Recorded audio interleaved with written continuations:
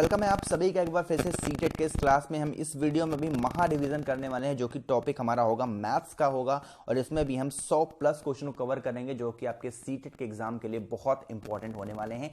Video को and तक जरूर देखिएगा। 100 क्वेश्चन हमने ईवीएस से कर लिए, 100 हमने सीडीपी के कर लिए, आज हम कर रहे हैं 100 क्वेश्चन मैथ्स के। ठीक है, तो वीडियो को एंड तक देखिएगा, बहुत इंपॉर्टेंट सेशन ये होने वाला है आप सभी के लिए।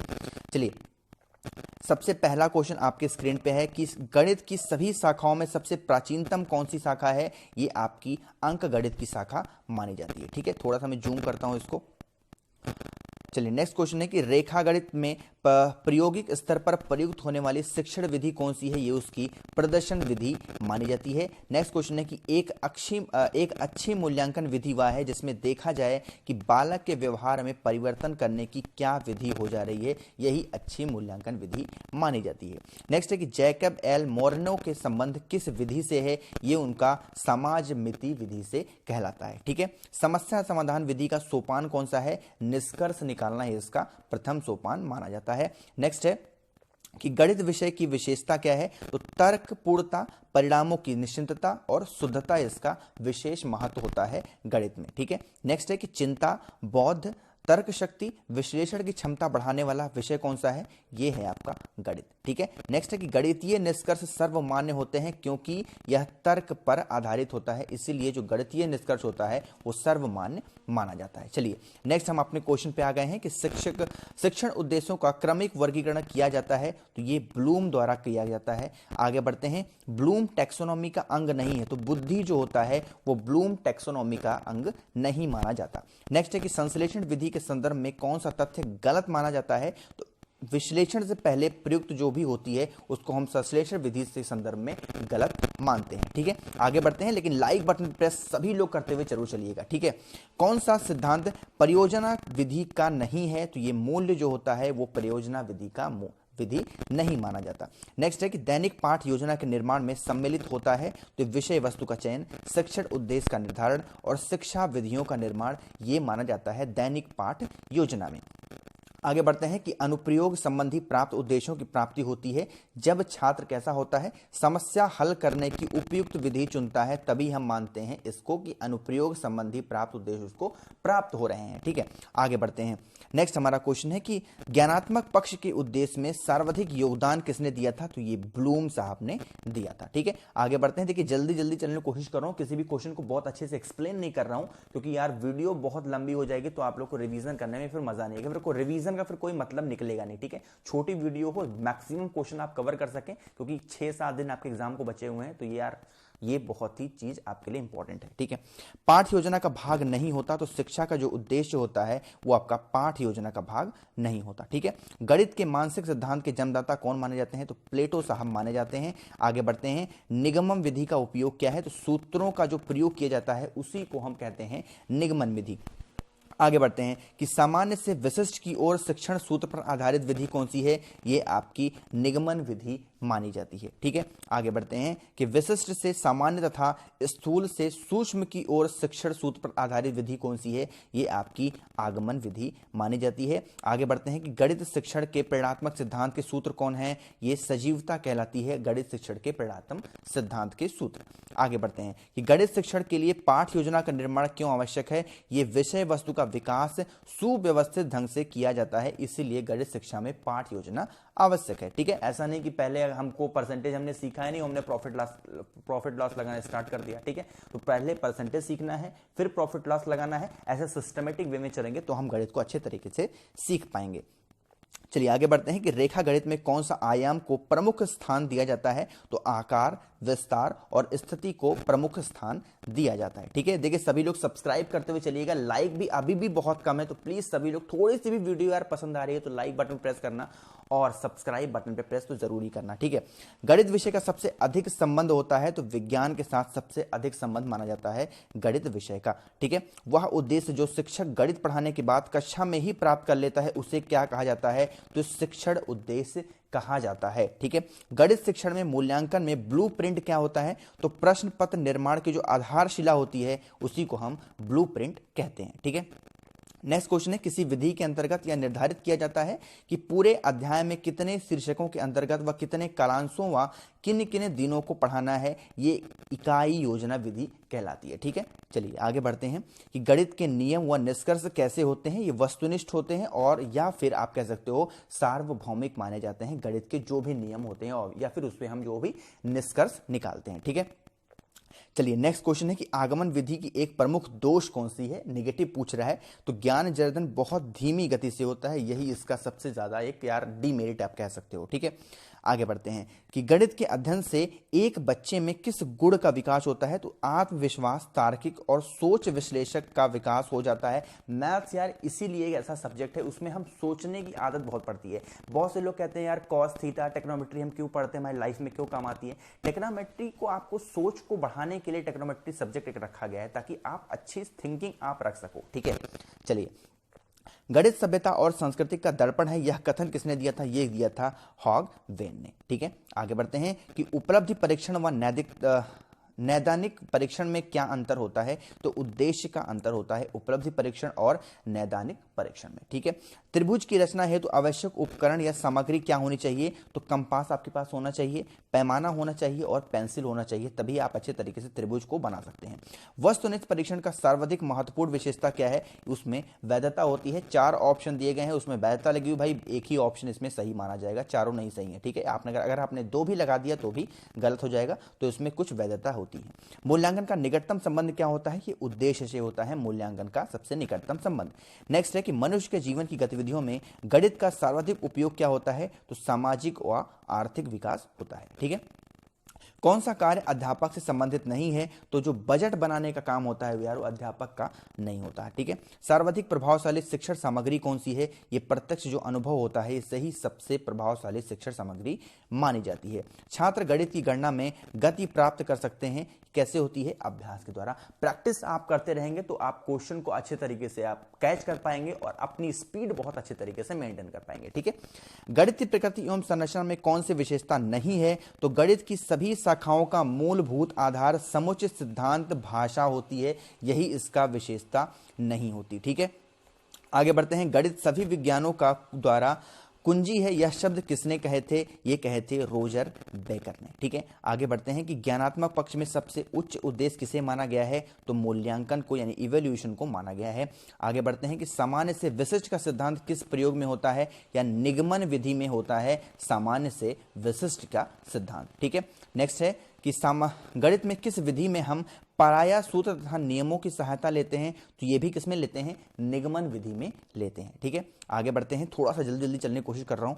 छोटी कक्षाओं में गणित विषय में रुचि उत्पन्न करने के लिए पढ़ाने का तरीका कैसा होना चाहिए। तो मनोरंजन और खेल संबंधी तरीका होना चाहिए। ठीक है, चलिए आगे बढ़ते हैं। यदि एक विद्यार्थी गणित विषय कई बार अनुत्तीर्ण हो जाता है तो यह जानने के लिए गणित की किस शाखा में वह कमजोर है, निम्न में से कौन सी विधि उपयोग में लेंगे। तो हम उपचारात्मक तरीका उसमें इस्तेमाल करेंगे, कोई उपचार खोजेंगे कि यार बच्चा बार बार इसी सब्जेक्ट में और इसी क्लास में बार बार फेल क्यों हो रहा है। ठीक है, तो कोई ना कोई उपचार हम निकालेंगे। ठीक है, चलिए नेक्स्ट क्वेश्चन है कि एक शिक्षिका शिक्षार्थियों से पत्तियों को एकत्र करने और समिति पैटर्न का पहचान करने के लिए कहती है, यह कार्य शिक्षिका के किस प्रयास को दर्शाता है। तो यह उसके वास्तविक जीवन को गणितीय अवधारणा के साथ जोड़ने संबंधी विकार को दर्शाता है। ठीक है, आगे बढ़ते हैं। एक गणित शिक्षिका संकल्पना पढ़ाते समय विद्यार्थियों के अक्सर पृष्ठ पोषण लेती है, ये क्या है, इस क्रिया को रूपात्मक आकलन कहा जा सकता है। जो भी शिक्षिका है जो भी पढ़ा रही है उसमें संकल्पना बार बार बच्चों से पूछ रही है कोई भी चीज को, तो ये क्या है, ये उसके आत्मक आकलन को आप कह सकते हो। ठीक है, आगे बढ़ते हैं कि गणित की प्रकृति कैसी होती है, ये तार्किक होता है, आपको पता होना चाहिए। अभ्यास शिक्षण किस में सहयोग करता है। तो उसके सैद्धांतिक ज्ञान उपयोग करने की क्षमता का विकास करने में बहुत ज्यादा योगदान देता है आपका अभ्यास शिक्षण। ठीक है, आगे बढ़ते हैं। क्रियात्मक गणित का क्या महत्व होता है। तो स्वयं करके सीखना, खुद करके सीखने का काम किसमें होता है, क्रियात्मक गणित में होता है। ठीक है, अगर आप मैथ्स खुद नहीं लगाओगे यार तो कभी भी लाइफ में सीख नहीं पाओगे। ठीक है, टीचर अगर 20 क्वेश्चन बोर्ड पे लगा दिए और आपने 2 क्वेश्चन लगाए तो आप नहीं सीख पाओगे, लेकिन अगर आपने 2 क्वेश्चन लगा दिए अपने मन से तो आप अच्छे तरीके से सीख जाओगे। ठीक है, चलिए नेक्स्ट क्वेश्चन है कि गणित शिक्षण का किस विषय में महत्व होता है? तो समुदाय, सिद्धांत और तर्क विज्ञान में महत्व माना जाता है। नेक्स्ट क्वेश्चन है कि अंक गणित शिक्षण की उपयुक्त विधि है, ये उसकी विश्लेषण विधि मानी जाती है। ठीक है। नेक्स्ट क्वेश्चन है कि एक अध्यापक कक्षा शिक्षण में किस उद्देश्य को प्राप्त करता है? तो ये ज्ञानात्मक, भावात्मक और एक मनुष्य चालक का जो है उद्देश्य को प्राप्त करता है। नेक्स्ट क्वेश्चन है कि गणित शिक्षण में अध्यापक की प्रमुख भूमिका कैसी होती है? तो दार्शनिक, मित्र, परामर्शक के आधार पर हम ये चीज कह सकते हैं। आगे बढ़ते हैं। गणित शिक्षण का उपयुक्त विधि कौन सी है? तो आगमन निगमन विधि होती है। 2015 से लगातार ये आपके एग्जाम में पूछा जा रहा है और इस बार भी ये क्वेश्चन आपके एग्जाम में पूछा जाएगा। ठीक है। आगे बढ़ते हैं। उच्च प्राथमिक स्तर पर आंकड़ों के प्रबंध का केंद्र कैसा होता है? तो आंकड़ों का संग्रह, संगठन और प्रस्तुति के आधार पर हम ये चीज कह सकते हैं। नेक्स्ट क्वेश्चन है कि गणित में समस्या के समाधान का सर्वाधिक उपयुक्त तरीका नहीं है, तो रट लेना एक नेगेटिव कमेंट होता है। तो जहां पर भी आप नेगेटिव टैग वर्ड्स देखते हैं, तुरंत उस ऑप्शन को गलत कर देना। ठीक है। जैसे रटना हो गया, कंठस्थ करना हो गया, मारना, पीटना, दंडित करना। ठीक है। इन सभी चीजों को हम नेगेटिव मानते हैं। जहां पर भी ऑप्शन में आप देखना, तुरंत गलत कर देना। ठीक है। चलिए, नेक्स्ट है कि पियाजे के अनुसार जब बालक औपचारिक परिचालन स्तर पर होता है तो परिचय देने का उपयुक्त समय कौन सा है? तो आंकड़ों का प्रबंधन उनके हिसाब से कहा गया है। ठीक है। गणितीय प्रक्रिया नहीं है, तो कंठस्थ करना मैंने अभी आपको बताया, एक नहीं यहां पर पूछा गया है और ये निगेटिव है, तो ये चीज हम गलत कर देंगे। ठीक है। आगे बढ़ते हैं कि गणित की कक्ष में महत्व दिया जाता है किस पर? देखिए, गणितीय विषय पर, प्रक्रिया और तर्क पर। ठीक है। आगे बढ़ते हैं। अधिक गणित जानने की अपेक्षा यह जानना अधिक उपयोगी है कि गणितीय करण कैसे किया जाए। यह कथन किसके द्वारा किया गया था? तो याद ध्यान रखना, डेविड हिलर के द्वारा एक चीज कही गई थी कि ज्यादा क्वेश्चन लगाने से अच्छा है कि आप एक ही क्वेश्चन को कई मेथड से लगा सकते हो, ताकि आप अगला जो क्वेश्चन लगाओ वो इजी मेथड से लगा पाओ। ठीक है। चलिए, नेक्स्ट क्वेश्चन है कि एनसीएफ 2005 के अनुसार विद्यालय में गणित शिक्षा का प्रमुख उद्देश्य क्या होना चाहिए? तो बच्चे की चिंतन प्रक्रिया का गणितीयकरण करना, यही उसका प्रमुख उद्देश्य होना चाहिए। ठीक है। आगे बढ़ते हैं कि एनसीएफ 2005 के अनुसार गणित की पाठ्यचर्चा महत्वाकांक्षी, सुसंगत है और यह महत्वपूर्ण गणित पढ़ाती है। यह महत्वाकांक्षा का अर्थ कैसा है? ध्यान रखिएगा, विद्यालय में गणित शिक्षण के उच्च उद्देश्यों को खोजना, यही इसका प्रमुख उद्देश्य माना जाता है। ठीक है। थोड़े से बड़े बड़े इसमें क्वेश्चन है। अनिल सभी प्रश्नों के मौखिक उत्तर को तो दे देता है, परंतु जब समस्याओं के हल लिखता है तो गलतियां करता है। उसके लेखन में गलतियों को हटाने हेतु कौन सी उपचारात्मक विधि सर्वश्रेष्ठ है? तो उसकी गलतियों को मिटाने के लिए ऐसे कार्यपत्रक देकर रिक्त स्थान भरने को कहना चाहिए जिसमें आंशिक रूप से समस्या हल की गई हो, यानी कि पूरी समस्या उसमें ना हो, थोड़ी थोड़ी समस्या वहां पर हल कर दी हो, ताकि बच्चा अच्छे तरीके से सीख पाए और उसकी जो प्रक्रिया है वो पूरी हो पाए। ठीक है। चलिए, आगे बढ़ते हैं नेक्स्ट हमारे क्वेश्चन पे कि हमारी विद्यालय पाठ चर्चा में गणित शिक्षण के स्थान को सुनिश्चित करने के लिए युगल आधार वाक्य कैसा होना चाहिए? तो किस प्रकार प्रत्येक विद्यार्थी के मस्तिष्क को व्यस्त रखा जाए और किस प्रकार शिक्षार्थियों के संसाधनों को सुदृढ़ बनाया जाए, यही इसका आधार बहुत ही अच्छा होता है। ठीक है। आगे बढ़ते हैं।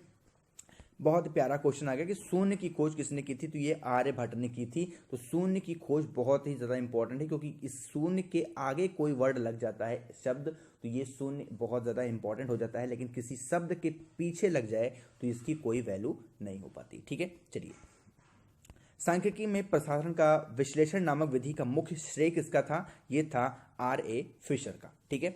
आगे बढ़ते हैं कि हासिल का संप्रतित को गणित में सर्वप्रथम किसने दिया था? तो श्रीधर साहब ने दिया था हासिल लेने वाला काम। ठीक है। चलिए, सबसे छोटी अभाज्य संख्या कौन सी है? आपको पता होना चाहिए, 2 होती है सबसे छोटी अभाज्य संख्या। आगे बढ़ते हैं, सबसे छोटी प्राकृतिक संख्या कौन सी है? नेचुरल नंबर कौन सी है? तो 1 माना जाता है। गणित विज्ञान कैसा है? तो ये घटनाओं का विज्ञान माना जाता है। आगे बढ़ते हैं, गणित की उन्नति और वृद्धि देश की संपन्नता से संबंधित है। यह कथन किसका है? ध्यान रखिएगा, नेपोलियन का कथन ये माना जाता है। नेक्स्ट क्वेश्चन है कि उच्च कक्षा में गणित की कौन सी शिक्षण विधि ज्यादा लाभदायक होती है? तो निगमन विधि सबसे ज्यादा इंपॉर्टेंट होती है अगर आप अपर लेवल में गणित लगा रहे हो तो। ठीक है। आगे बढ़ते हैं, गणित की सर्वाधिक प्राचीन शाखा कौन सी है? अंक गणित है, अभी भी मैंने आपको बताया था। ठीक है। नेक्स्ट क्वेश्चन है कि छोटी कक्षाओं के लिए उपयोगी विधि कौन सी है? आगमन विधि है। देखिए, बड़े कक्षाओं के लिए निगमन विधि, लेकिन छोटे कक्षाओं के लिए आगमन विधि। ये दोनों क्वेश्चन आपके एग्जाम में बहुत बार पूछे जाते हैं और स्टूडेंट इसमें कंफ्यूज होते हैं। ठीक है। आगमन विधि किस शिक्षण सूत्र पर आधारित है? ये उनके विशिष्ट से सामान्य की ओर आधारित होता है। ठीक है। नेक्स्ट क्वेश्चन है कि ह्यूरिस्टिक विधि की केंद्रीय सिद्धांत क्या कहलाता है? तो स्वयं कर कर सीखना, अभी अभी मैंने आपको बताया था। उदाहरण से नियम बनाया जाता है, तो ये आगमन विधि में क्या होता है, हम एग्जाम्पल लेकर के कोई भी नियम बनाते हैं। ठीक है, नेक्स्ट क्वेश्चन है कि गणित सार संग्रह किसकी पुस्तक है? ये महावीराचार्य की है, 2017, 2018 और हो सकता है इस बार भी ये क्वेश्चन आपके एग्जाम में पूछा जाए। ठीक है, बहुत ज्यादा इंपॉर्टेंट क्वेश्चन है। लीलावती पुस्तक के लेखक कौन माने जाते हैं? तो भास्कराचार्य दूसरे माने जाते हैं लीलावती पुस्तक के लेखक। नेक्स्ट क्वेश्चन है कि 22 दिसंबर को गणित दिवस किसके जन्मदिन के अवसर पर मनाया जाता है? तो श्रीनिवास रामानुजम साहब के जो है जन्म दिवस के अवसर पर ये गणित दिवस मनाया जाता है। ठीक है, आगे बढ़ते हैं नेक्स्ट हमारे क्वेश्चन पे। नेक्स्ट हमारा क्वेश्चन है कि मैथमेटिक्स सोसाइटी की स्थापना इलाहाबाद में किसने की थी? तो प्रोफेसर BN प्रसाद साहब ने की थी मैथमेटिक्स सोसाइटी की स्थापना। ठीक है, गणित विज्ञान की रानी है, यह कथन किसका है? तो ये गॉस साहब ने कहा था कि गणित जो है वो विज्ञान की रानी है। नेक्स्ट है गणित वह भाषा है जिसमें परमेश्वर ने संपूर्ण जगत या ब्रह्मांड को लिख दिया है, यह कथन किसका है? तो ये गैलीलियो साहब का कथन माना जाता है। नेक्स्ट क्वेश्चन है गणित को विज्ञान का नौकर माना जाता है, यह कथन किसका है? तो ये बेल साहब का कथन माना जाता है। ठीक है, तो ये हमने पूरे खत्म कर दिए यार 100+ क्वेश्चन गणित के भी। तो हमने 100 क्वेश्चन किए EVS के, 100 क्वेश्चन किए CDP के, और आज हमने कवर कर लिए 100 क्वेश्चन मैथ्स के। ठीक है, तो आई होप कि वीडियो आपको जरूर पसंद आएगी। तो एक बार वीडियो को शेयर करिएगा अपने दोस्तों के साथ। पहली बार मेरी वीडियोस को आप सुन रहे हैं, पहली बार मेरी आवाज़ को सुन रहे हैं, तो सब्सक्राइब बटन प्रेस करके बेल आइकन ऑन करिएगा, वीडियो को लाइक ज़रूर करिएगा। ठीक है, शेयर करिएगा अपने दोस्तों के साथ। Thank you so much for watching this video. Keep smiling, stay home, stay safe.